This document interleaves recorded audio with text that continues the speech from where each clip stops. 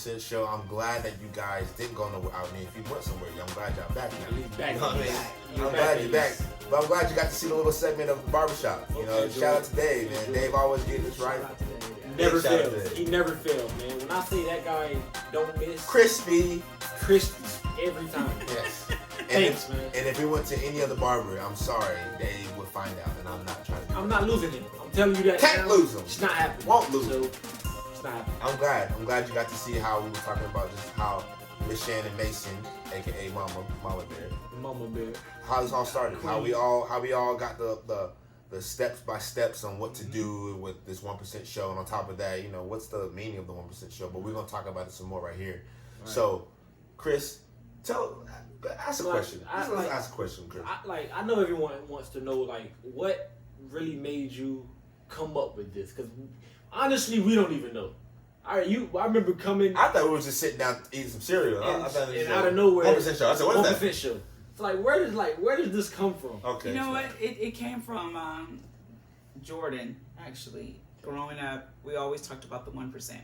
As athletes making it to the 1%, and so sometimes in our conversations the 1%, and then Julian, we started talking about the 1%, and so I just thought, you know what, the 1% show. Let's talk about those athletes who are not only struggling to get to the 1%, but trying to maintain staying in the 1%.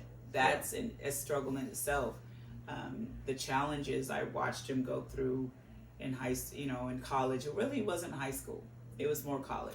I saw the challenge, even up to the draft, and then watching Julian and his struggles, and then so it just kind of formed the 1% show. And then when you moved here and watched your story and the struggles, and I was like, man, God keeps putting me around those who are the challenge. Yeah. The challenge of making the 1%. And watch what you guys go through, every day. The fear of failing, the fear of not being good enough, because it gets smaller. You start in junior high. Well, if you go down to AAU, it's big, right? Mm-hmm. So then you get to junior high, and then it just starts narrowing. Like a pyramid. It's just like a pyramid, right? Yeah. And the toughest one who continues to keep climbing that mountain makes it to the top. Yeah. Right, so it's one of those things is you have to, a lot of guys who, like you said, we were talking about mental health.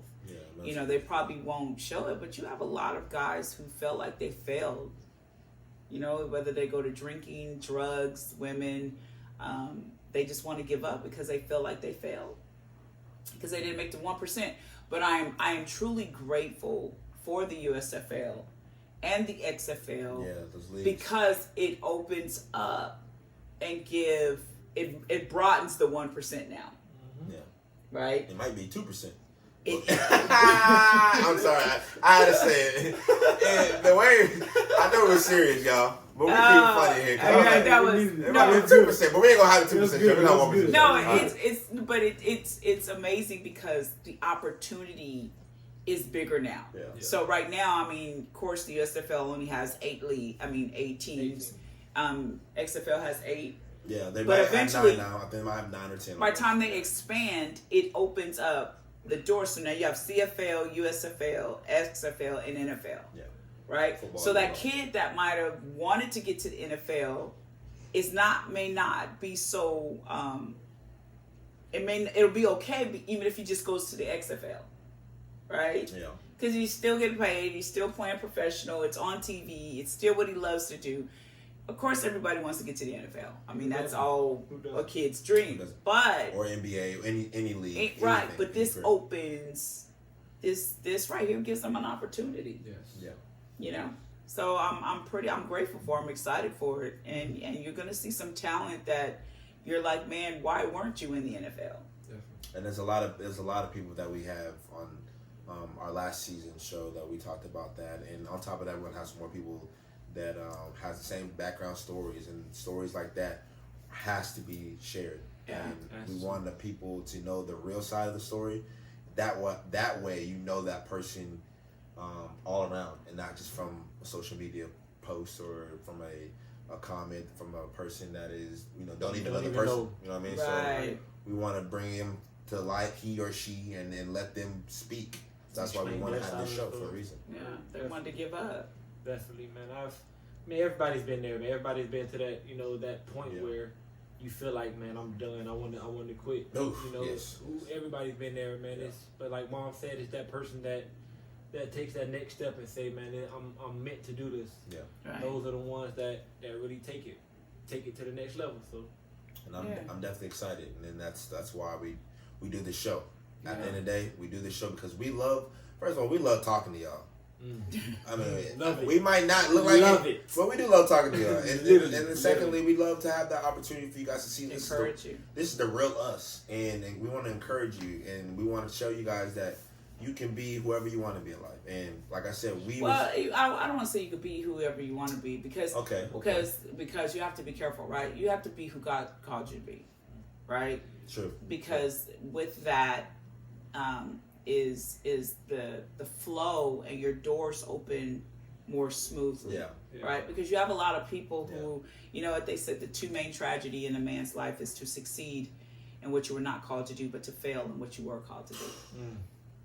Right? Like really think about that. Like that's deep. Like you can succeed in what you were never ever called to do, but you can actually fail in what you was called to do. Like that's crazy. Yeah. Mind blowing.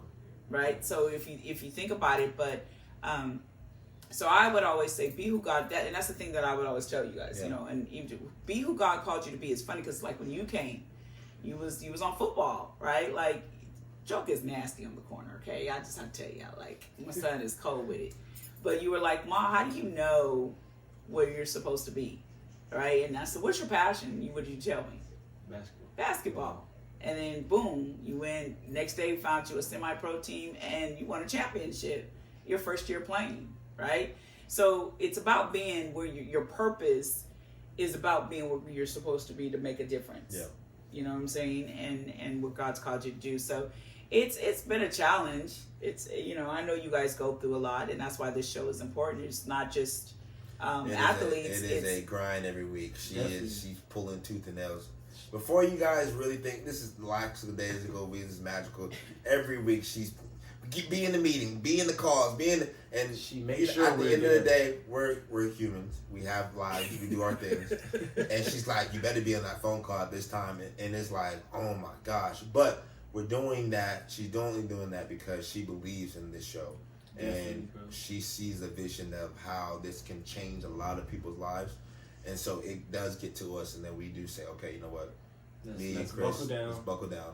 And let's get this. Yes. Yeah. So I'm definitely grateful for that. Yeah. Seriously. So, I like it. It's fun. Y'all listen, y'all, they a little tough over here. I knew it was going to get listen, I knew it was going to you got to grab one by one ear and the other by the other ear, and you got to walk them too. But, in the end, you'll look back and look at all the lives that you've changed and helped and brought to the show. It's like, I'm hoping we have Brittany Bree, the artist I manage. I mean, she made it.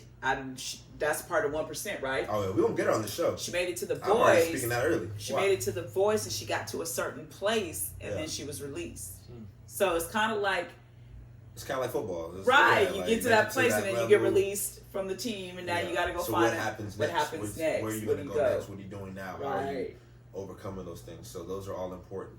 So... y'all be ready. I mean, we're going to get it. I don't know how we're going to do it. If I got to sing to her, I'll sing to her. But I definitely want to say thank you so much for being a part of this show. Thank you for being in the background and still helping us. Being you. All these things. Thank you. All happened because you gave us a chance. And I'm definitely excited for this season. Like I said, this is episode 2. We're finishing up episode 2. But we definitely are excited for all the things to come. We're excited for you guys to stay tuned and listen in. Thank you, Shannon Mason, for being a part of this. It's been an honor, and I still live with you. I love you. I love you so much. And make that move. Make that food. Hey, COVID time. Hey, I ain't gonna lie to y'all. Oh my God. I ain't gonna lie to y'all. I love living it. Hey, you know what? And I want to say something before we go. Nice. Listen, a lot of people will think, oh, it's funny. He's judging me. No, because he was here with me. He was here too. And there's time Chris be like, Mom, come home. But People judge. People will judge and laugh and say, "Oh, you still live with your mom or you still live with your dad." But you know what? Society was trying to teach or taught us as parents to say, "Okay, when you're 18, you've grown and get out." I never said that. No, she didn't. I don't look at it as live. I look at we were building a team together. Like, you guys are grown. You know what I mean? It's not, I don't babysit. You know what I mean? We're here together building a team. And right now, you have a lot of people who wish they could go home. Yeah. Free 99. You know what I mean? They're out there. The bills are running. The bills are beyond what they can take care of. Come on, quick! COVID time happened. That's it. Low key. That's it. And you're developing. We're developing. We talk. We sit. We have conversations. We develop. We game plan. You know. So it's nothing wrong with it. It's society teaches. Right. Society taught that. I love it. And I'm definitely excited, like I said. So thank you so much for being part of this show. Thank you. We're gonna take a quick break, but when we come back, we'll finish everything up, wrap everything up. And this is the 1% Show. Stay tuned.